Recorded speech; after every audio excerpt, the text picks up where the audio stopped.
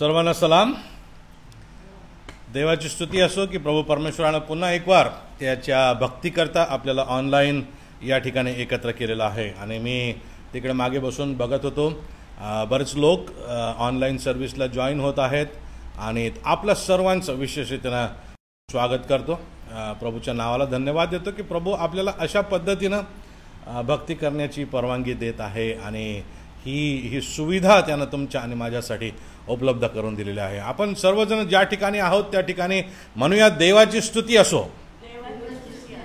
नाही, थोडंसं जोराने म्हणूया, जरा आवाज भरपूर आला पाहिजे. तुमच्या त्या फोनमधून आवाज माझ्यापर्यंत आला पाहिजे असं काहीतरी करा. देवाची स्तुती असो. प्रभूची स्तुती आपण करू, त्याच्या नावाला धन्यवाद देऊ की प्रभू परमेश्वर चांगला आहे. आज मातृदिवस आहे आणि या मातृ दिनाच्या निमित्तानं आज आपण आपल्या मातांबद्दल उत्सव करत आहोत. आपल्या मातांच्या जीवनात सेलिब्रेशन आपण करत आहोत. आणि आज आमच्या आईला विचारलं असता की तुम्ही गाणं म्हणाल का, तर तिने आनंदाने होकार दिला आणि साक्ष दिली आहे. आम्ही आमच्या आईचे आभार मानतो या सुंदरच्या गीताबद्दल आणि या साक्षीबद्दल सुद्धा. बुलढाणा मातृ नॅझरीन चर्च जे आमचं आहे, या मातृ नॅझरीन चर्चची एक तरुणी आहे एंजल आगलावे आणि तिने एक सुंदर तिला कंपोजिंगचं दान आहे, कंपोजिशनचं दान आहे आणि सुंदर सुंदर ओळी ती लिहिते. आणि आज मातृदिनाच्या निमित्तानं तिनं फार सुंदर ओळी या ठिकाणी लिहिलेल्या आहेत आणि मला तिने पाठवल्या. मी त्या तुमच्यासाठी तिच्या परवानगीने वाचू इच्छितो. मातृदिनाच्या निमित्तानं ह्या आहेत, म्हणून ज्या माता आहेत त्यांनी कृपया हे काळजीपूर्वक ऐकावं आणि जे लेकरं आहेत त्यांनी सुद्धा काळजीपूर्वक ऐकावं की किती सुंदररित्या ह्या ठिकाणी एंजलने आईबद्दलच्या तिच्या भावना व्यक्त केलेल्या आहेत. हिंदीमध्ये अर्थात उर्दूमध्ये म्हणायला हरकत नाही. तुझे कितना चाहते है ऐ माँ, तुझे कितना चाहते है ऐ माँ, ये कभी कभी बता नहीं पाते. तुझे कितना चाहते है ऐ माँ, ये कभी कभी बता नहीं पाते. तुझसे कितना प्यार करते हैं माँ, ये हर वक्त जता नहीं पाते. लफ्ज कम पड़ गए हैं तेरी मोहब्बत के आगे ऐ माँ, लफ्ज कम पड़ गए हैं तेरी मोहब्बत के आगे ऐ माँ. अब लिखूं भी तो क्या लिखूं तेरे बारे में, तू तो खुदा का वो तोहफा है जिसके शुक्रगुजारी के लिए खुदा के आगे सजदों की इबादतें भी कुछ कम गिने हैं जाते. फार गहन अर्थ याच्यामध्ये आहे. आणि एंजल, आम्ही देवबापाची स्तुती करतो तुझ्यासाठी, तुला प्रभू परमेश्वरानं दिलेल्या या दानासाठी. एंजल विविध प्रसंगांमध्ये असल्या प्रकारचे काव्य रचते आणि सुंदर दान तिच्या ठाई आहे. आम्ही देवाची स्तुती करतो. मी नेहमी मला सांगायला आवडतं की आपले लेकरं जे आहेत त्या लेकरांमध्ये भरपूर दान आहे. आम्ही कल्पना करू शकत नाही इतके दान त्यांच्यामध्ये आहेत. आणि त्या दानांना जर आम्ही योग्य वातावरण दिलं, योग्य प्रोत्साहन दिलं, तर ते एक आदर्श ख्रिस्ती लेकरं झाल्याशिवाय राहणार नाही. या जगावरती ख्रिस्ताचा ठसा उमटविणारे लेकरं झाल्याशिवाय राहणार नाहीत. आणि आज आमच्या आयांकडे बघून आम्हाला त्याची खात्री पटते. त्याच्याबद्दलचा अनुभव आम्हा सर्वांना येतो. इतिहासामध्ये एक स्त्री होऊन गेली, तिचं नाव होतं सुजाना वेस्ली. आणि ही सुजाना वेस्ली दुसरी तिसरी कोणी नसून जॉन वेस्ली यांची ती आई होती. 17व्या शतकामध्ये तिचा जन्म झाला. आणि आपणास माहीत असाल कदाचित, परंतु तिचे वडील होते डॉक्टर सॅम्युअल ॲन्सली. डॉक्टर सॅम्युअल ॲन्सली आणि हे गृहमंडळी चालवणारे एक गृहपाळक होते असं म्हणायला हरकत नाही. त्यांना 25 लेकरं होते. 25 लेकरं होते आणि सुझाना ही 25वे अपत्य होती. सुझाना ही 25वे अपत्य होती आणि पुढं चालून ती तिच्या वडिलांच्या गृहमंडळीला कंटाळली आणि तिनं चर्च ऑफ इंग्लंड जॉईन केलं आणि तिचं लग्न सॅम्युएल वेस्ली यांच्यासोबत झालं. आणि त्यांना किती लेकरं होते माहीत आहे का? त्यांना 19 लेकरं झाली. 19व्या वर्षी सुझानाचं लग्न झालं आणि त्यांना 19 लेकरं झाले. या 19 पैकी 9 लेकरं बालपणीच मरण पावले. त्याच्यामधले 4 जुळे होते. 19 लेकरं, 9 बालपणीच मरण पावले, 4 त्याच्यापैकी जुळे होते. आता राहिले 10. या 10 मध्ये 2 नंबरवरती जॉन वेस्ली होते. काही कारणास्तव त्यांचे पती जे होते सॅम्युएल वेस्ली हे काही कालावधीसाठी त्यांच्यापासून दूर गेले आणि त्या कालावधीमध्ये सुझाना वेस्लीने त्यांना पत्र लिहून कळवलं की बघा, मी काही माणूस, मी एक आई आहे, मी एक स्त्री आहे आणि या मोठ्या परिवाराची जबाबदारी माझ्यावरती आहे. आता या लेकरांना योग्य मार्गदर्शन करणे, त्यांना घडवणे ही प्रामुख्यानं कुटुंबाचा प्रमुख या नात्यानं तुमची जबाबदारी आहे. परंतु तुमच्या अनुपस्थितीमध्ये मी ही जबाबदारी आणि त्यांच्या आत्म्याचा नाश होऊ नये म्हणून मी त्यांच्यावरती योग्य ठसे उमटवण्याची जबाबदारी पूर्ण करत आहे. आणि ती तसं करत असताना तिने मी हे सर्व लेकरं एकाच वेळेस सांभाळत असताना मी असा बेत केलेला आहे. तिच्या पत्रामध्ये ते लिहिलेलं आहे की मी प्रत्येक लेकरासोबत दुसऱ्या लेकरांपेक्षा त्यांना वेगळं घेऊन त्यांच्याशी रोज संभाषण करत जाईल. आणि मग तिने दिवस ठरवून दिले होते त्या लेकरांसाठी आणि रोज एका लेकरासोबत ती संभाषण करत असे. रोज रात्री एका लेकरासोबत ती संभाषण करत असे. त्या सर्व लेकरांच्या शिक्षणासाठी सुझाना जी आहे तीच प्रामुख्यानं जबाबदार राहिलेली आहे असं आम्हाला दिसतं. कारण सॅम्युएल वेस्ली जे होते म्हणजे जॉन वेस्लीचे वडील, त्यांनी आपलं अख्खं आयुष्य इयोबाच्या पुस्तकावरती भाष्य करण्यामध्ये घालवलं आणि आपला सगळा पैसासुद्धा त्याच्यामध्ये घालवला. अर्थात ते लिखाण काही, मात्र सुझाना वेस्लीने सुद्धा काही लिखाणं केले आणि त्यापैकी बरेच लिखाणं 2दा त्यांचं घर जळालं, त्यामध्ये जळून गेले. परंतु त्यापैकी बरेच लिखाणं आजसुद्धा अस्तित्वात आहेत. आपण त्याची प्रत इंटरनेटवरती बघू शकतो, मिळवू शकतो.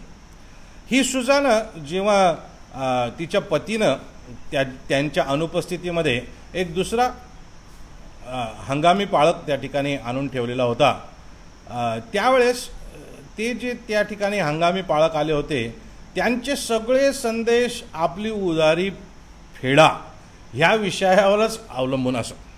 आपली उदारी फेडा ह्या विषया अवतीभोवतीच त्यांचे संदेश होते आणि त्यांच्या संदेशामध्ये वैविध्य नाही.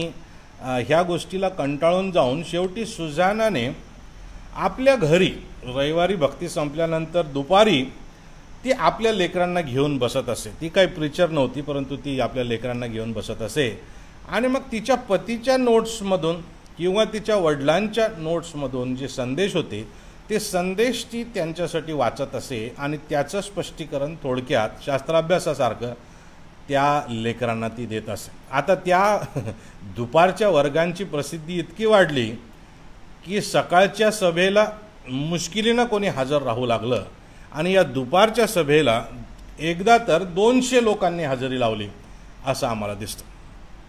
तर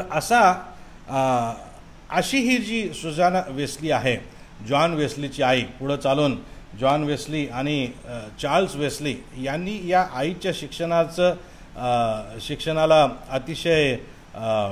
अतिशय वेगळं स्वरूप दिलं आणि मेथॉडिस्ट चर्चचे संस्थापक ते बनले. आणि म्हणून सुझाना वेस्ली ह्यांना मेथॉडिझमची आई म्हणून संबोधल्या जातं. मदर ऑफ मेथॉडिझम असं म्हणून त्यांना संबोधलं जातं. तर इतके प्रभावी लेकरं घडविणारी ही सुझाना होती. अतिशय कठीण प्रसंगामधून तिनं आपल्या लेकरांचं संगोपन केलं. इंटरनेटवरती त्यांच्याबद्दलच्या गोष्टी उपलब्ध आहेत. जॉन वेस्ली यांच्यावरती चित्रपटसुद्धा उपलब्ध आहे, तो तुम्ही बघू शकता आणि त्यातून निश्चितच आपल्याला आशीर्वाद मिळू शकेल. आता या सुझाना वेस्लीसारखीच एक विश्वास संपन्न स्त्री सुझाना वेस्ली 17व्या शतकामध्ये होऊन गेले. परंतु 17 शतकं आपण जर रिव्हर्स केले, मागे गेलो, तर प्रभू येशू ख्रिस्ताच्या काळानंतर जो प्रेषितांचा काळ होता त्या काळामध्ये एक विश्वास संपन्न स्त्री आम्हाला दिसते, जिच्या विश्वासाबद्दल खुद्द प्रेषित पाऊल वाखाणणी करतो. आणि आज मला तुम्हाला त्या स्त्रीच्या जीवनाकडे घेऊन जायचं आहे. आणि ह्या स्त्रीच्या विश्वासानं मागच्या 2000 वर्षांवर प्रभाव टाकलेला आहे हे आम्हाला दिसून येतं. आणि म्हणून आजच्या संदेशासाठी मला जे शीर्षक द्यावंसं वाटलं ते असं आहे की 2 सहस्त्रकांवर प्रभाव टाकणारी विश्वासणाऱ्यांची माता. 2 सहस्त्रकांवर प्रभाव टाकणारी विश्वासणाऱ्यांची माता. आता ही जी माता आहे ती आपल्याला 2 तिमोथी याचा 1 अध्याय आणि वचन 1 ते 5 मध्ये सापडते. आणि ही माता 2री 3री कोणी नसून ही तिमोथ्याची आजी लोईस आहे. आणि या लोईसच्या जीवनामधून आम्ही सहस्त्रकांवर प्रभाव टाकणारा विश्वास कसा जोपासावा, पुरुष असा की स्त्री असा, परंतु सहस्त्रकांवर म्हणजे हजारो वर्षांवरती आपल्या विश्वासाचा प्रभाव कसा टाकावा ह्याबद्दलच्या 4 गोष्टी आम्ही बघण्याचा प्रयत्न करणार आहोत. लोईसच्या ठायी असणाऱ्या 4 गोष्टी विश्वासाबाबतच्या त्या गोष्टी आहेत. त्या गोष्टींच्या आधारे तिनं तिमोथ्याची आई कशी घडवली, तिनं तिमोथी कसा घडवला आणि पुढे चालून हा तिमोथी देवराज्यासाठी किती उपयुक्त ठरला हे आम्हाला दिसून येतं. आणि म्हणून अशा परिणामकारक लेकरांना घडवणारी ही आजी आहे, ही आई आहे, तिच्या जीवनातील विश्वासाचं जे स्थान आहे ते 4 गोष्टींमध्ये आपण बघण्याचा प्रयत्न करणार आहोत. आणि पहिली गोष्ट तुम्हाला आणि मला या लोईस आजीच्या जीवनामधून जी शिकायची आहे ती ही आहे की तुम्ही आणि मी ख्रिस्तावरील तारक विश्वास ग्रहण केला पाहिजे. तुम्ही आणि मी ख्रिस्तावरील तारक विश्वास ग्रहण केला पाहिजे. आणि म्हणून पहिला सल्ला मला तुम्हाला द्यायचा आहे तो हा की ख्रिस्तावरील तारक विश्वास ग्रहण करा. आज तुम्ही जर माता आहात, आज जर तुम्ही आई आहात, तर मला तुम्हाला प्रश्न विचारायचा आहे की तुम्ही प्रभू येशू ख्रिस्तावर, तो माझा तारणारा आहे, माझ्या पापांची क्षमा करणारा आहे, हा विश्वास ठेवलेला आहे का? हा विश्वास ठेवलेला आहे का? ही जी लोईस आजी आहे, लोईस आई आहे, ही पावलाच्या पहिल्या मिशनरी फेरीमध्ये प्रेषितांची कृत्ये याचा 14वा अध्याय जर आपण वाचला तर पाऊल आणि बर्नबा हे लुस्त्र नावाच्या ठिकाणी गेले. आधी ते इकुनिया या ठिकाणी होते आणि त्या ठिकाणी प्रभू परमेश्वराने त्यांच्यावर कृपा केली आणि ते अतिशय प्रभावी सेवा त्या ठिकाणी करू लागले. मात्र त्या ठिकाणी असलेल्या काही यहुद्यांनी लोकांचं डोकं फिरवून दिलं आणि यांच्यावरती ते आता हल्ला करणार होते, यांना मारणार होते. हे लक्षात घेऊन ते पुढे गेले आणि लुस्त्र या ठिकाणी जाऊन ते राहिले. लुस्त्र आणि दर्बे याचा तो भाग होता. तर लुस्त्र ह्या ठिकाणी, त्याला इंग्लिशमध्ये लिस्ट्रा असं म्हटलेलं आहे, तर या लुस्त्र ठिकाणी राहणारी ही आजी आहे. ह्या आजीची मुलगी आहे आणि तिमोथी आहे. हे आपल्याला 16व्या अध्यायाच्या 1ल्या वचनात सापडतं. प्रेषितांची कृत्ये याचा 16वा अध्याय 1ल्या वचनामध्ये आम्हाला कळतं की हे लुस्त्र या ठिकाणी होते. मात्र जेव्हा पाऊल आणि बर्नबा त्या ठिकाणी पहिल्या वेळेस आले होते, त्या ठिकाणी एक अधू मनुष्य होता जो कधीच चाललेला नव्हता, पांगळा तो सदैव होता आणि त्याच्या ठाई बरं होण्याचा विश्वास आहे हे पाहून पावलानं त्याला म्हटलं की उठ आणि चालायला लाग, आणि तो चालू लागला. आणि लुस्त्र या ठिकाणच्या लोकांना पाऊल आणि बर्नबा यांच्याबद्दल गैरसमज झाला आणि त्यांना वाटलं की हे देवच आहेत की काय, आणि म्हणून त्यांनी त्या ठिकाणी घोरा आणला, माळा आणल्या आणि यांच्यासमोर ते अर्पण करून यांना देव त्या ठिकाणी घोषित करणार होते. आणि पाऊल आणि बर्नबा यांनी मोठ्यानं त्यांना सांगितलं की तसं काही नाही. आणि मग त्यांनी त्या ठिकाणी खरा देव कोण आहे, खरा देव कोण आहे, सृष्टीचा निर्माणकर्ता कोण आहे, तुमचा माझा निर्माणकर्ता कोण आहे, या देवाची ओळख त्या ठिकाणी करून दिली. आणि त्याचीच भक्ती आम्ही कशी करावी आणि ख्रिस्त हा कसा त्याच्या उद्धार योजनेची पूर्ती करणारा आहे, त्याच्यामधूनच तुम्हाला आणि मला कसं तारण आहे, हे त्यांनी त्या ठिकाणी समजावून सांगितलं. आणि त्या ठिकाणी हे लोक ख्रिस्ताकडे आले, त्यांनी ख्रिस्तावरती विश्वास ठेवला. त्या पहिल्या भेटीमध्ये लुईस आजीनं सुद्धा प्रभू येशू ख्रिस्तावरती विश्वास ठेवलेला. हे यहुदी होते, त्यांची मुलगी यहुदी होती, ही लुईस आजी यहुदी होती, परंतु तिमोथेचा बाप जो होता हा ग्रीक होता, असं आपल्याला या शास्त्र भागांमधून दिसतं. परंतु या पहिल्या मिशनरी फेरीमध्ये, प्रेषित पावलाच्या पहिल्या मिशनरी फेरीमध्ये लुईस आजी जी आहे, या आजीनं विश्वास ठेवलेला आहे असं आम्हाला दिसतं. तिनं प्रभू येशू ख्रिस्ताचा स्वीकार केलेला आहे असं आम्हाला दिसतं. आणि पाऊल स्वतः त्या विश्वासाबद्दलची दखल घेतो, पाऊल स्वतः त्या विश्वासाबद्दल साक्ष देतो. आणि या पहिल्या अध्यायामध्ये त्यानं त्याच्याबद्दलचा उल्लेख केलेला आम्हाला दिसतो. दुसरे तिमोथी याचा पहिला अध्यायामध्ये तो तिमोथेसंती बोलत असताना म्हणतो की तुझ्या ठाई निष्कपट विश्वास आहे, त्याची मला आठवण होते. आणि मग खाली 5व्या वचनामध्ये तो येतो आणि तो म्हणतो की हा विश्वास पहिल्याने तुझी आजी लोईस हिच्या ठाई होता. म्हणजे लोईस आजीनं तो विश्वास पहिले ग्रहण केलेला आपल्याला दिसतो. आणि तो विश्वास दुसरं तिसरं प्रभू येशू ख्रिस्तावरील तारक विश्वास आहे. आता या ठिकाणी हा जो शब्द वापरलेला आहे विश्वास, याला ग्रीक भाषेमध्ये पिस्टिस असा शब्द वापरलेला आहे. ग्रीक भाषेमध्ये विश्वासाला पिस्टिस असा शब्द वापरलेला आहे. आणि या शब्दाचा शब्दशः अर्थ एक धार्मिक नैतिक सत्याची खात्री असा होतो. धार्मिक नैतिक सत्याची खात्री, religious moral truth and conviction about that, conviction about religious moral truth. आणि ते सत्य दुसरं तिसरं काही नसून शुभवर्तमान आहे. शुभवर्तमानामधून जे तारण कळविण्यात आलेलं आहे ते आहे. आणि त्या शुभवर्तमानातील तारक विश्वासाचं ग्रहण करणं आहे. आता हे यहुदी असल्यामुळं देवाची ओळख यांना होती, मात्र जे जुन्या करारामधलं सगळे निर्देश ज्या ख्रिस्ताकडे होते, ज्या ख्रिस्ताच्या येण्याकडे होते, ज्या ख्रिस्ताच्या द्वारे उद्धार कार्याच्या पूर्तीकडे होते, त्याची पूर्ती आता झालेली आहे हे लुईस आजीच्या लक्षामध्ये आलं. आणि तिने त्याचा स्वीकार केलेला आहे. तिनं आपले पाप कबूल केलेलं आहे. तिनं मला पापांच्या क्षमेची गरज आहे हे मान्य केलेलं आहे. तिनं प्रभू येशू ख्रिस्ता समोर आपलं अंतकरण उघडून त्याला आपल्या अंतकरणामध्ये घेतलेलं आहे. आणि प्रभू येशू ख्रिस्ताच्या संपूर्ण शुभवर्तमानावर तिनं विश्वास ठेवून, तिनं पश्चाताप करून प्रभू येशू ख्रिस्ताचा स्वीकार केलेला आहे.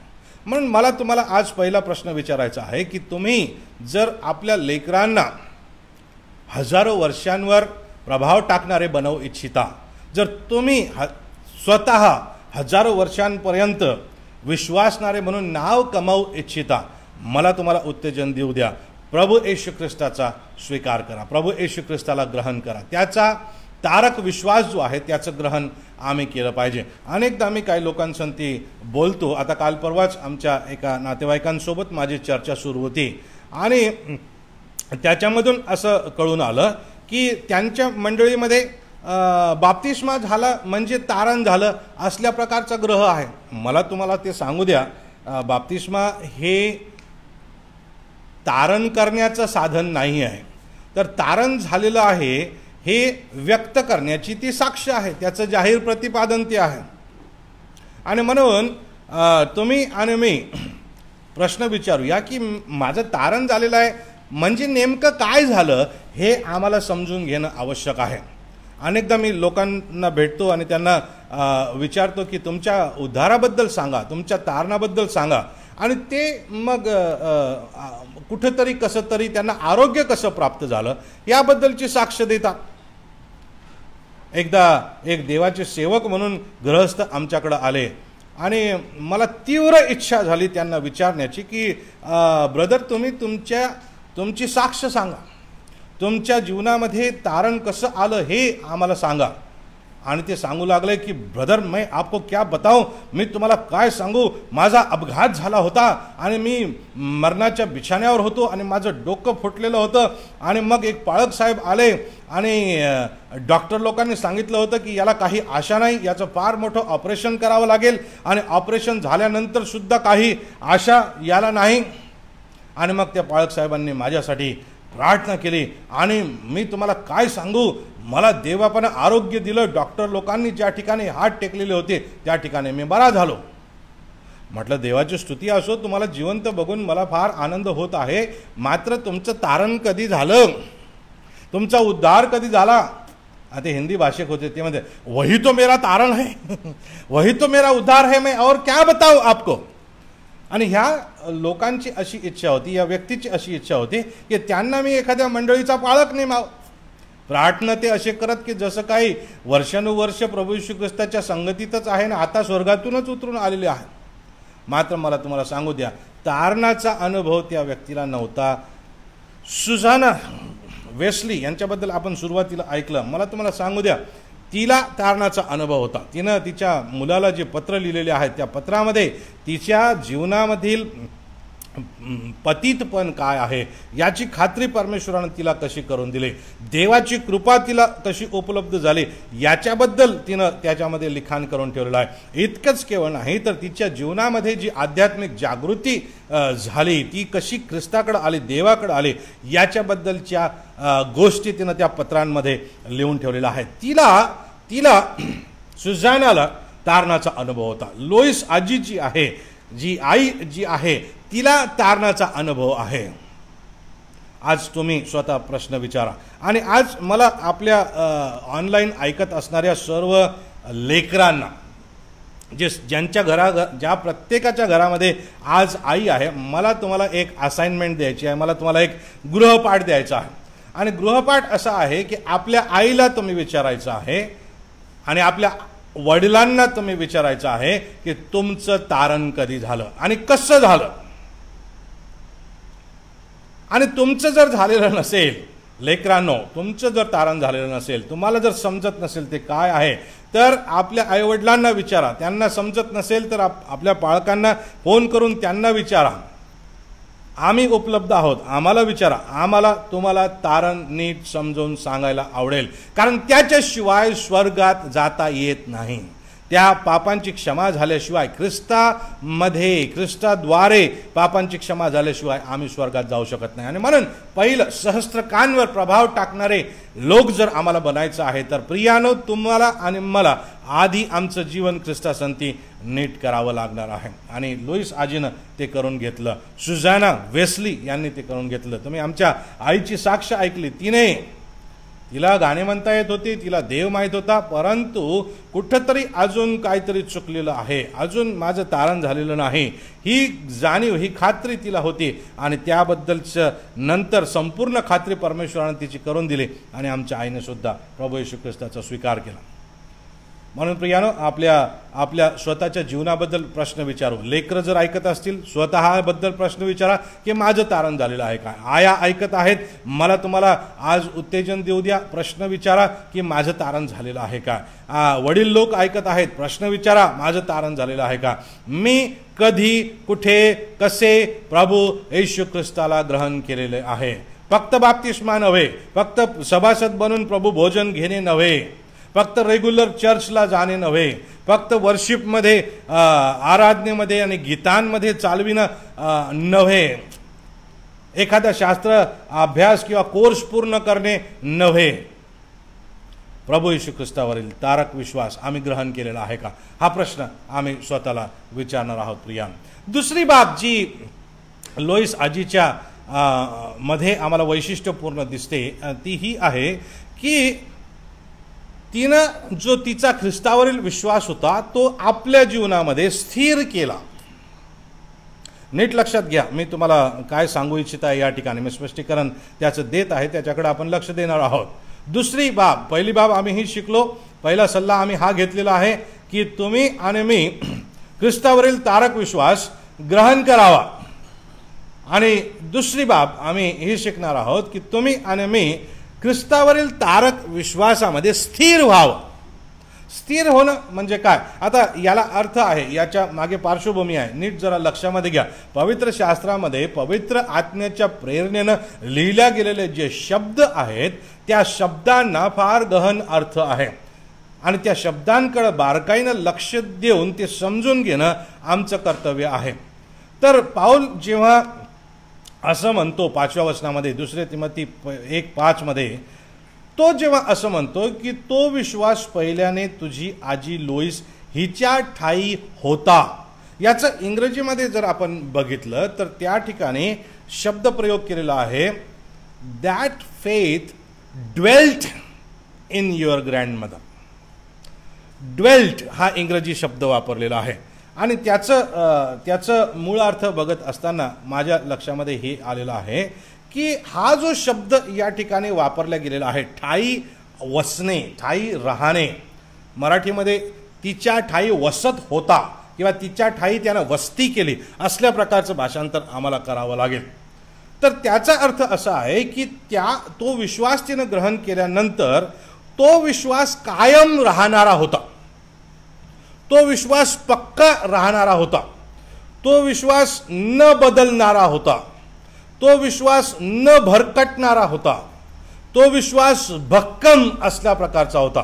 कधीपर्यंत भक्कम, कधीपर्यंत न भरकटणारा, कधीपर्यंत न बदलणारा, कधीपर्यंत कायम राहणारा, सार्वकालिकतेपर्यंत कायम राहणारा, असल्या प्रकारचा तो विश्वास होता. अनेकदा तुमच्या आणि माझ्या जीवनामध्ये आम्ही प्रभू येशू ख्रिस्ताला ग्रहण करतो, मात्र काहीतरी आमच्या जीवनामध्ये घडतं आणि आम्ही त्या विश्वासापासून भरकटतो. कधी कधी तर तारणाचा अनुभव किंवा पापक्षमेचा अनुभव एक भावनात्मक निर्णय आमचा ठरलेला असतो आणि नंतर आमच्या भावना विरल्या की आम्हाला त्या तारणाच्या अनुभवाबद्दल काही कौतुक वाटत नाही, आम्हाला त्याचं काही महत्त्व वाटत नाही.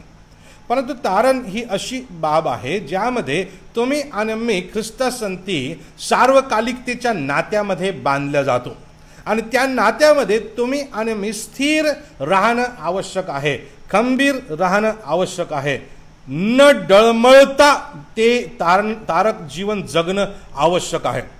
अनेकदा आम्ही डळमळतो, आमच्या विश्वासापासून भरकटतो, आमच्या विश्वासापासून आम्ही भटकतो आणि भलतीकडेच जातो. पावलानं अनेकदा या विश्वासापासून मंडळ्यांनी भरकटू नये, जी अन्य सुवार्ता आहे, जी दुसरी सुवार्ता आहे. पाऊल तर असं म्हणतो की मी स्वतः साक्षात किंवा देवदूतानं सुद्धा येऊन जर तुम्हाला दुसरी एखादी सुवार्ता सांगितली तर त्या सुवार्तेवर तुम्ही विश्वास ठेवू नये, कारण तुम्हाला आणि मला देण्यात आलेला जो विश्वास आहे तो परिपूर्ण विश्वास आहे आणि त्या विश्वासापेक्षा दुसरं काहीतरी आम्हाला आवश्यक नाही आहे. ते तुम्हाला आणि मला परिपूर्ण करणार आहे, ते तुम्हाला आणि मला शुद्ध करणार आहे, ते तुम्हाला आणि मला सार्वकालिकतेपर्यंत घेऊन जाण्यास समर्थ आहे. आणि म्हणून त्या विश्वासामध्ये तुम्हाला आणि मला स्थिर राहायचं आहे, डळमळायचं नाही. सुझाना वेस्लीच्या जीवनामध्ये डळमळणाऱ्या कितीतरी प्रसंग आलेले आहेत असं आम्हाला दिसतं. 19 लेकरांची ही माता, 9 लेकरं लहानपणीच मरून गेले, नवरा पाहिजे तसा सोबत नव्हता, 10 लेकरांच्या संगोपनाची जबाबदारी तिच्यावरती होती. तिने तर रुसायला पाहिजे होतं परमेश्वरावर, परंतु तिनं परमेश्वरावर अशी भिस्त टाकली, असा विश्वास ठेवला, स्वतःच्या तारणाबद्दलचा असा खंबीर विश्वास तिनं संपादन केला आणि त्यामध्ये अशी टिकून राहिली की तिने तो विश्वास आपल्या लेकरांवर सुद्धा बिंबवायला सुरुवात केली. तिनं तिच्या अवतीभोवतीच्या तिच्या घरी येऊन बसणाऱ्या लोकांवर त्या विश्वासाचा ठसा उमटवला. प्रियानं ती त्या विश्वासामध्ये स्थिर राहिली. 2 वेळेस तिचं घर जळून गेलं. जॉन वेस्ली तर दुसऱ्या माळ्यावरती जळत्या घरामध्ये अडकलेले होते. लहान असतानाच त्या ठिकाणावरून त्यांना वाचवून काढण्यात आलं. असल्या सगळ्या प्रसंगांमधून जीवनासाठी अतिशय प्रतिकूल असणाऱ्या परिस्थितीमध्ये सुझाना वेस्लीचा विश्वास डळमळलेला नाही, तिचा विश्वास भरकटलेला नाही, तिच्या विश्वासामध्ये खोट आलेली नाही, तिच्या विश्वासाला दुसरी दिशा प्राप्त झालेली नाही, तर ती ख्रिस्तामध्ये जसजसे जीवनाचे प्रसंग तिच्या जीवनामध्ये येत गेले, उद्भवत गेले, त्या प्रत्येक प्रसंगामध्ये ख्रिस्तापासून दूर जाण्याऐवजी, ख्रिस्ताच्या विश्वासामध्ये डळमळण्याऐवजी ती अधिक घट्ट झाली, अधिक पक्की झाली, अधिक स्थिर झाली, अधिक भक्कम झाली. तिचा विश्वास ती अधिक कायम आणि कायम आणि कायम असा करत गेली. आणि म्हणूनच आज 2000 वर्षांनंतर सुद्धा आम्ही तिच्या विश्वासाबद्दल आज चर्चा करत आहोत. म्हणून मातांनो, तुम्ही जर ऐकत आहात, लेकरांनो, पित्यांनो, जर तुम्ही ऐकत आहात, तर आपला विश्वास स्थिर आहे की नाही याबद्दल आज आम्हाला प्रश्न विचारावा लागणार आहे. हा विश्वास अस्थिर व्हावा, याच्यामध्ये भेसळ व्हावी, या विश्वासाला तडा जावा, या विश्वासापासून तुम्ही परावृत्त व्हावं, ही सैतानाची नेहमीच इच्छा आहे. परंतु पाऊल असं म्हणतो की तिच्या ठाई तो विश्वास वसला, राहिला, घर करून राहिला. इंग्रजीमध्ये त्याला जो आविर्भाव देण्यात आलेला आहे तो असा आहे की हा विश्वास तिच्यामध्ये वसला, म्हणजे तो काही एखाद्या यात्रेकरू सारखा नव्हता, प्रवासी यात्रेकरू सारखा नव्हता की आज आला, थोड्या वेळ थांबला आणि मग चालल्या गेला. कधी कधी आमच्या विश्वासाचं तसंच असतं. तो विश्वास येतो आणि त्या विश्वासाने आम्ही जगायचा निर्णय करतो आणि मग थोड्या दिवसांनी तो विश्वास निघून जातो. हा काही यात्रेकरू सारखा येणं जाणं करणारा विश्वास नाही. या विश्वासामध्ये स्थिर राहणं आवश्यक आहे. आणि म्हणून आम्ही आमच्या जीवनामध्ये लक्षात घेऊया की फक्त तारण ग्रहण करणे नव्हे, तर त्या विश्वासामध्ये आम्ही स्थिर राहणं सुद्धा अगत्याचं आहे, आवश्यक आहे. आणि म्हणून स्वतःला प्रश्न विचारूया, माझं तारण कधी झालेलं आहे की नाही याची खात्री करून घ्या. नसेल झालं तर अजूनही वेळ गेलेली नाही, आम्ही त्या ख्रिस्ताचा स्वीकार करावा आणि त्या विश्वासामध्ये आम्ही स्थिर राहावं. देवाचं वचन आम्हाला त्या विश्वासामध्ये स्थिर राहण्यास मदत करणारं आहे. देवाची मंडळी त्या विश्वासामध्ये स्थिर राहण्यास मदत करणारी आहे. देवाचे संतगण त्या विश्वासामध्ये स्थिर राहण्यास आम्हाला मदत करणारे आहेत. आणि म्हणून प्रियानो, आम्ही आमच्या विश्वासामध्ये स्थिर राहूया. ख्रिस्तावरील तारक विश्वास स्थिर करूया. डळमळीत तो राहता कामा नये, भटकणारा, बदलणारा असा तो राहता कामा नये, अस्थिर असा राहता तो कामा नये. तो कायम, भक्कम, मजबूत असा आमच्या जीवनामध्ये राहण्यासाठी पाहिजे. सार्वकालिकतेपर्यंत राहण्याकरता तो विश्वास आम्हाला पाहिजे आहे. तिसरी महत्वाची बाब, लोईसच्या ठाई असणाऱ्या विश्वासाबद्दल पाऊल या ठिकाणी वाखाणतो आणि ती ही की जेव्हा तिमोथेला तो म्हणतो की तुझ्या ठाई असणारा विश्वास जो आहे त्याची मला आठवण होते, तेव्हा त्या विश्वासाला तो एक नाव देतो. 3-4 वचन जे आहे त्या वचनामध्ये त्या विश्वासाला एक नाव दिलेलं आहे. आपल्या शास्त्रामध्ये जर तुम्ही बघितलं तर तुमच्या लक्षामध्ये येईल की त्या विश्वासाला काय नाव दिलेलं आहे. त्या विश्वासाला नाव दिलेलं आहे निष्कपट विश्वास. निष्कपट विश्वास म्हणजे शुद्ध विश्वास. आणि तिसरी बाब आम्ही लोईस आजीच्या जीवनामधून शिकणार आहोत आणि ती ही की तुम्ही आणि मी ख्रिस्तावरील विश्वास शुद्ध राखावा. त्यामध्ये भेसळ करता कामा नये, त्यामध्ये इतर गोष्टी मिसळून त्या प्राशन करायच्या नाहीत किंवा टिकवून ठेवायच्या नाही आहेत. त्याच्यामध्ये दुसरं केमिकल मिसळण्याची गरज नाही. त्या प्रभू येशू ख्रिस्ताच्या रक्ताद्वारे जे शुद्धी आम्हाला प्राप्त झालेली आहे त्या शुद्धीमध्ये, त्या विश्वासाच्या शुद्धीमध्ये आम्हाला टिकून राहायचं आहे. आणि सुजान जी होती ती त्यामध्ये टिकून राहिलेली आम्हाला दिसते. ही जी लोईस आजी आहे ती त्यामध्ये टिकून राहिलेली आम्हाला दिसते. तिच्या ठाई असणारा विश्वास जो होता हा दिखाऊपणाचा विश्वास नव्हता, बाह्यत्कारी किंवा खोटा विश्वास तो नव्हता, दुटप्पी किंवा स्वार्थी असल्या प्रकारचा तो विश्वास नव्हता, संधी साधू असल्या प्रकारचा विश्वास नव्हता, कपटी असल्या प्रकारचा तो विश्वास नव्हता. अनेकदा तुम्ही आणि मी आमच्या ठाई जो विश्वास असतो त्या विश्वासाच्या शुद्धतेबद्दल गॅरंटी घेऊ शकत नाही, देऊ शकत नाही, त्या विश्वासाबद्दल खात्री देऊ शकत नाही. आणि त्याचं एक कारण ही आहे की आम्ही देवाच्या वचनामध्ये राहत नाही, देवाच्या मंडळीला बिलकुल राहत नाही. आम्ही येणाऱ्या जाणाऱ्या वाऱ्यांनी हेलकावे खातो आणि म्हणून आमच्या विश्वासामध्ये भेसळ निर्माण होऊ लागते. परंतु मला तुम्हाला सांगू द्या, देवाचं शुभवर्तमान, देवाचा तारक विश्वास जो तुम्हाला आणि मला देण्यात आलेला आहे तो शुद्ध आहे आणि तो शुद्धच आमच्या ठाई आम्ही राखला पाहिजे. त्यामध्ये कुठल्या प्रकारचा स्वार्थ मिसळता आम्हाला कामा नये. आज मंडळांमध्ये जर आम्ही परिस्थिती बघितली तर निष्कपट विश्वास आपल्याला सापडत नाही. निष्कपट विश्वास जर असता तर मग इलेक्शनसाठी कॅम्पेनिंग आपल्या मंडळांमध्ये झालं नसतं. निष्कपट विश्वास जर आपल्या ठाई आहे तर मग लाव्यादेव्या करून स्वतः निवडून येण्यासाठी पार्ट्या देणे, पैसा खर्च करणे, जे आपलं नाही त्याच्यावरती राज्य करण्यासाठी ते बळकावणे, असल्या प्रकारच्या गोष्टी मंडळीमध्ये घडल्या नसत्या. या गोष्टी का घडतात? जे माझं नाही ते माझं आहे असं म्हणण्याची चोरटी वृत्ती, दरोडेखोर वृत्ती आम्हा ख्रिस्ती लोकांमध्ये कुठून दिसून येते किंवा समाजामध्ये कुठून दिसून येते? ख्रिस्तावर निष्कपट विश्वास नसल्यामुळं. ख्रिस्ती असलो म्हणजे मला काहीतरी प्राप्त झालं पाहिजे, मला काहीतरी भेटलं पाहिजे. सगळ्यात महत्त्वाची बाब जी तुम्हाला आणि मला भेटणं आवश्यक आहे देवाच्या दृष्टीतून ती आहे त्याचं तारण, ती आहे त्याच्या पापांची क्षमा आणि त्यामध्ये आम्ही स्थिर राहणे.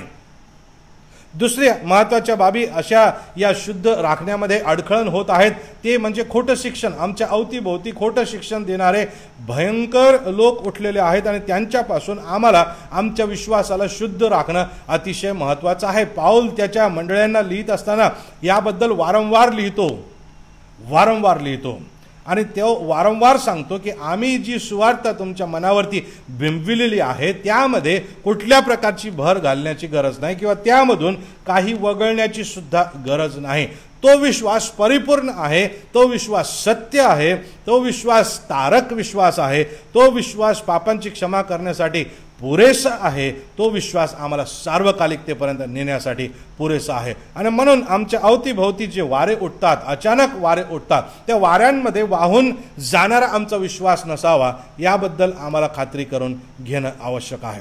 म्हणून स्वतःला प्रश्न विचारूया की माझा विश्वास या दिवसांमध्ये भरकटत आहे का? माझ्या विश्वासामध्ये भेसळ होत आहे का? मला प्रभू येशू ख्रिस्ताच्या विश्वासामध्ये टिकून कसं राहायचं हे समजत नाही आहे का? मी त्याच्यामध्ये अवतीभोवतीच्या ज्या शिक्षण उगवत आहेत गाजर गवतासारखे ते आम्ही लावून घेत आहोत का आमच्या जीवनामध्ये? मला तुम्हाला सांगू द्या, हे गाजर गवत तुमच्या जीवनात आल्यानंतर तुमच्या अख्ख्या जीवनाला ॲलर्जी केल्याशिवाय राहणार नाही.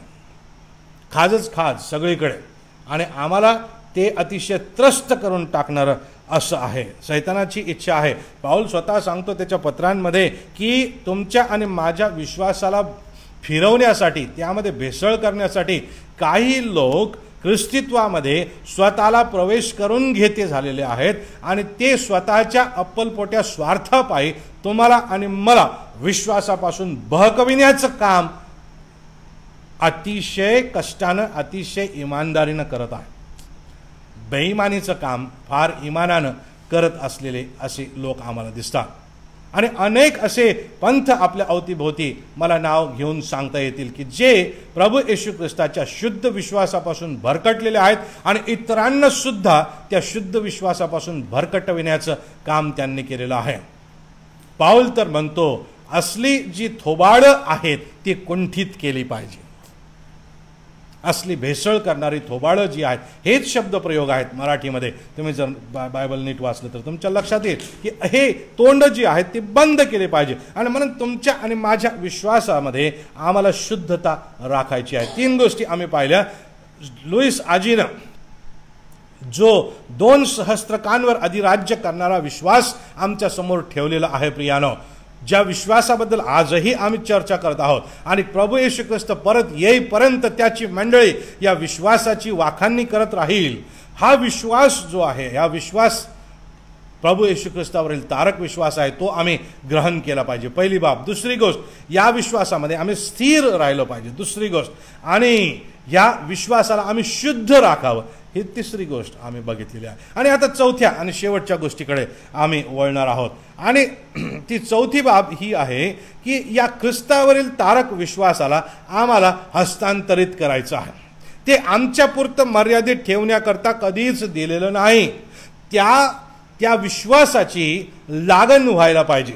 हा विश्वास संसर्गजन्य असला पाहिजे, हा विश्वास इतरांपर्यंत पोहोचला पाहिजे, हा विश्वास माझ्या घरातील लोकांपर्यंत पोहोचला पाहिजे. लोईस आजीनं प्रभू येशू ख्रिस्ताचा स्वीकार केला आणि 5व्या वचनामध्ये आम्हाला पाऊल स्वतः आठवण करून सांगत असलेला दिसतो. तो म्हणतो की हा जो विश्वास तुझ्यामधला निष्कपट विश्वास आहे तो आजी तुझ्या आजीमध्ये होता आणि तो तुझ्या आईमध्ये सुद्धा आम्हाला आढळून आलेला आहे आणि त्याही ठिकाणी तिच्या ठाई तो वसला असाच आविर्भाव आहे. तो त्या आईच्या जीवनामधून तात्पुरता आला आणि मग निघून जाण्यासाठी होता असल्या प्रकारचा तो विश्वास नाही आहे. तो तिच्या ठाई स्थिर राहण्यासाठी ग्रहण केला गेलेला होता, शुद्ध राखण्यासाठी ग्रहण केला गेलेला होता. तर हा विश्वास तिनं आजीनं मुलीपर्यंत हस्तांतरित केलेला आहे आणि इतकंच केवळ नाही तर नातवापर्यंत सुद्धा तो हस्तांतरित केला गेलेला आहे असं आम्हाला दिसतं. 2 तिमोथेयाचा 3रा अध्याय आणि 15वं वचन जर आपण वाचलं तर त्या ठिकाणी पाऊल तिमोथेला लिहित असताना सांगतो की ईश्वरप्रेरित शास्त्र लेख जे आहेत, जे तुम्हाला आणि मला तारणाप्रत सुज्ञ बनविण्यास समर्थ आहेत, त्यांची ओळख तुला बालपणापासून आहे.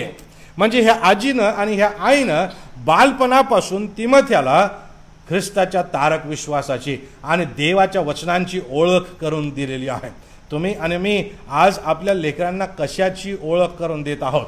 तुमच्या आणि माझ्याद्वारे ज्या माता आहेत त्यांना मला प्रश्न विचारू द्या. तुम्ही आपल्या लेकरांच्या मनावरती कोणता विश्वास बिंबवित आहात? कोणता विश्वास त्यांच्या अंतकरणावरती कायम ठसा उमटवून राहील हे तुम्ही त्यांना शिकवत आहात? हा प्रश्न आपण विचारूया. आजकाल युग इतकं विचित्र सुरू झालेलं आहे. सगळीकडं जो चंगळवाद आहे त्या चंगळवादामध्ये आम्ही वाहत चाललेलो आहे. कन्झ्युमरिझम जे आहे त्याच्यामध्ये आम्ही वाहत चाललेलो आहोत. परंतु प्रियानो, मला तुम्हाला सांगू द्या की याचे भयंकर नकारात्मक परिणाम आमच्या लेकरांवरती होऊ शकतात. एका वेळेस आमच्या घरी एक कुटुंब आलं आणि त्या कुटुंबाची सुंदर तरुण मुलगी आली आणि त्या तरुण मुलीचे कपडे व्यवस्थित नव्हते आणि मी त्यांच्या आईला म्हटलं की ताई मला क्षमा करा, परंतु हिचा पेहराव व्यवस्थित करावा असं मला वाटतं. आणि तिच्या आईने मला स्पष्ट सांगितलं, काय होतं दादा, फॅशन आहे. काय होतं दादा, फॅशन आहे. तरुण लेकरं नाही करणार तर कोण करणार आहे? म्हणजे त्याचा अर्थ काय? ह्या आईलाही तसलाच पेहराव करण्याची इच्छा अंतकरणामध्ये होती आणि तिला काय ते जमलेलं नाही. आता तिच्या लेकरांना तसल्या प्रकारचे पेहराव करण्याची मुभा ती देत आहे. तिच्या अंतकरणावर काय बिंबविलं जात आहे? कुठला ठसा बिंबविला जात आहे? तारक विश्वासाचा, ख्रिस्ताचा विश्वास तुम्हाला असल्या प्रकारचा फालतूपणा करण्यास कधीही प्रोत्साहन देणार नाही. ख्रिस्ताचा विश्वास तुम्हाला मॉडेस्ट, गंभीर, व्यवस्थित असं राहण्यास उत्तेजन देईल. जग अतिशय विचित्र ठसे घेऊन अगदी वाट बघत आहे की कधी ते ठसे आपल्या लेकरांच्या मनावरती बिंबविले जावेत आणि कधी त्या ठस्यांमध्ये वाहवत जाऊन त्यांचा सार्वकालिक नाश व्हावा. परंतु मला तुम्हाला सांगू द्या, सुजाना वेस्ली हिनं तिच्या 10 लेकरांवर असे ठसे उमटवले की तिचे 2 लेकरं मेथॉडिझमचे संस्थापक झाले आणि इंग्लंडमध्ये आणि पाश्चात्य देशांमध्ये फार मोठ्या संजीवनाची लाट त्यांच्या जीवनामधून आले. तुमच्या आणि माझ्या लेकरांच्या द्वारे प्रियानो, आम्हाला जग बदलताना जर बघायचं आहे तर आम्हाला आमच्या ठाई असणारा जो विश्वास आहे तो विश्वास हस्तांतरित करावा लागेल. तो विश्वास आमच्या लेकरांना, तो विश्वास आमच्या कुटुंबामध्ये, तो विश्वास आमच्या नातवंडांना, तो विश्वास आमच्या येणाऱ्या पिढ्यांवर ठसलेला आहे की नाही याची खात्री करून घेणं आमच्यासाठी आवश्यक राहणार आहे. आज आम्ही आमचा जो विश्वास आहे तो विश्वास हस्तांतरित करत आहोत का? मला तुम्हाला सांगू द्या, तुम्ही तेच हस्तांतरित करू शकणार आहे जे तुमच्या आतमध्ये आहे. आणि म्हणून पहिली गोष्ट आम्हाला लोईस आजीसारखी खात्री करून घ्यायची आहे की मला तारणाचा अनुभव आहे, मला 100% तारणाचा अनुभव आहे. जर नाही तर तुम्ही तसाच विश्वास हस्तांतरित करणार, अर्धवट, नुसता चर्चला जाणारा, नुसत्या परंपरा करणारा, नुसता कर्मकांडांचा विश्वास. आणि मला तुम्हाला सांगू द्या, तो विश्वास लेकरांना किंवा तुम्हाला स्वर्गात घेऊन जाऊ शकणार नाही. तो सार्वकालिकतेसाठी टिकून राहणारा विश्वास नाही. तुम्ही विश्वास हस्तांतरित करत आहात का? सुजानानं केला, तिच्या लेकरांवरती ते ठसे उमटवलेले आहेत. लोईस आजीनं तिची मुलगी युनिके हिच्यावर तो विश्वास बिंबविलेला आहे आणि आपल्या नातवावर तो विश्वास बिंबविलेला आहे. आणि तुम्हाला माहीत आहे का, हा जो तिमोथी आहे हा उर्वरित 2 मिशनरी फेऱ्यांमध्ये पाऊलाच्या संगती फिरू शकलेला आहे. पाऊल त्याला स्वतःचा सवंगडी म्हणतो, पाऊल त्याला स्वतःचं आध्यात्मिक अपत्य म्हणतो आणि शेवटी पाऊल त्याला माझ्या संगती देवाचा दास म्हणतो. माझ्या संगती देवाचा दास. आणि एफिस परगण्यामधल्या ज्या मंडळ्या होत्या त्या मंडळ्यांवरती जणू काही एखाद्या प्रांताध्यक्षासारखं, जणू काही एखाद्या बिशपसारखं काम करण्याबद्दलची आज्ञा पाऊलानं त्याला दिलेली आम्हाला दिसते. त्याच्या सुखात त्याच्या दुःखात सदैव तो त्याच्या संगती होता आणि त्या पाऊलापासून त्यानं विश्वास समजून घेतला, त्यामध्ये अधिक प्रगती केली. परंतु त्याचे रोप लुईस आजीनं त्याच्या अंतःकरणावरती बिंबविले होते.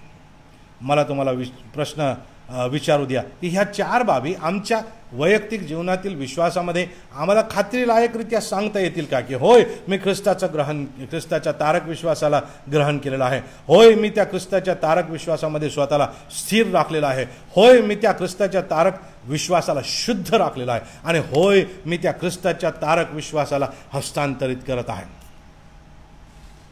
स्वतःची फसवणूक करून घेऊन उगाच काहीतरी बडबड करू नका. हो आम्ही आमच्या लेकरांना संडे स्कूलला पाठवतो, तेवढंसं पुरेसं नाही आहे. तारक विश्वास त्यांच्या मनावरती तुम्ही आपल्या आचरणाद्वारे, आपल्या वागण्याद्वारे, आपल्या बोलण्याद्वारे, आपल्या विचारांद्वारे व्यक्त करत आहात का, ठसवत आहात का, बिंबवित आहात का, हे आम्हाला बघावं लागेल. आपण आपले डोळे बंद करू आणि आजच्या या मातृदिनी स्वतःच्या जीवनाचं आपण सिंहावलोकन करणार आहोत, परीक्षण करणार आहोत की माझ्या ठाई प्रभू येशू ख्रिस्ताचा तारक विश्वास मी ग्रहण केलेला आहे का, तो माझ्या ठाई मी स्थिर केलेला आहे का, तो माझ्या ठाई मी शुद्ध राखलेला आहे काय आणि तो विश्वास मी हस्तांतरित करत आहे काय. प्रियानो, जॉन वेस्ली सारखे, तिमोथ्यासारखे, चार्ल्स वेस्ली सारखे आमचे लेकरं व्हावेत अशी जर इच्छा आहे तर आम्हाला ह्या 4 बाबी आमच्या विश्वासाबद्दल ग्रहण करावे लागतील, त्याबद्दलची खात्री करून घ्यावी लागेल. प्रभू, आम्ही तुझ्या चरणाशी लीनाने नम्र होतो आणि आज जी प्रत्येक व्यक्ती हा आवाज ऐकत आहे, जी प्रत्येक व्यक्तीपर्यंत हा संदेश पोहोचत आहे, जे अजून लोक नंतर बघतील, ऐकतील, त्या प्रत्येकासाठी प्रार्थना करतो प्रभू की हा विश्वास ग्रहण केलेला आहे ही खात्री त्यांच्या मनामध्ये निर्माण होऊ दे. हा विश्वास त्यांच्यामध्ये स्थिर झालेला आहे, तो शुद्ध राखलेला आहे आणि तो हस्तांतरित केला जात आहे. हा विश्वास, ही खात्री प्रत्येकाला तू दे आणि तू देणारा देव आहेस म्हणून आम्ही तुझे उपकार मानतो, तुझी स्तुती करतो, तुझ्या नावाला धन्यवाद देतो. आज या मातृदिनी आम्ही तुझी स्तुती करतो प्रभू, तुझ्या नावाला धन्यवाद देतो, कारण आम्हाला माता तू दिल्यास. त्यांनी कष्ट केले, त्यांनी परिश्रम केले प्रभू परमेश्वरा, त्यांनी दुःख सहन केलं, त्यांनी स्वतःच्या पोटाला चिमटा काढला आणि आमची मुख भरवली. आमच्या मुखात अन्न पडेल, योग्य वेळेवर पडेल, योग्य पोषक अन्न आम्हाला मिळेल याची खात्री करून घेतली. आम्हाला स्वच्छता मिळेल याची खात्री करून घेतली. आम्हाला उत्तमातलं उत्तम ते मिळेल याची खात्री करून घेतली. आम्हाला विश्वासामध्ये स्थिर होता येईल याची खात्री करून घेतली. जो ख्रिस्ताचा तारक विश्वास त्यांनी ग्रहण केला होता तो विश्वास आमच्यापर्यंत त्यांनी पोहोचवला. या मातांसाठी आम्ही तुझे आभार मानतो प्रभू, तुझ्या नावाला धन्यवाद देतो प्रभू, तुझी स्तुती करतो. देवापा सहाय्य कर, मदत कर. आम्हा पालकांना, आयांना, वडिलांना जी मोठी जबाबदारी तू दिलेली आहे ती जबाबदारी यशस्वीरित्या पार पाडण्यासाठी आम्हाला सहाय्य आणि मदत तू कर. तू करत आहेस म्हणून आम्ही तुझे उपकार मानतो, तुझी स्तुती करतो, तुझ्या नावाला धन्यवाद देतो. आज विशेषतः प्रार्थना करतो प्रभू परमेश्वरा की आमच्या ज्या सर्व आया आहेत त्यांना तू आशीर्वादित कर. या दिवसांमध्ये त्यांच्या गरजा तू भागव. या दिवसांमध्ये प्रभू त्यांना तृप्त असं तू ठेव, त्यांना समाधानी असं तू ठेव. तुझं सुख त्यांना तू दे, तुझी शांती त्यांना तू दे, तुझी बरकत त्यांना तू दे आणि विशेष म्हणजे तुझं आरोग्य या दिवसांमध्ये त्यांना तू दे. आणि तू देतोस म्हणून आम्ही तुझे उपकार मानतो, तुझी स्तुती करतो. तुझ्या नावाला धन्यवाद देतो. प्रार्थना तुझा पुत्र येशूच्या नावाने केली म्हणून तू ऐक. आमेन.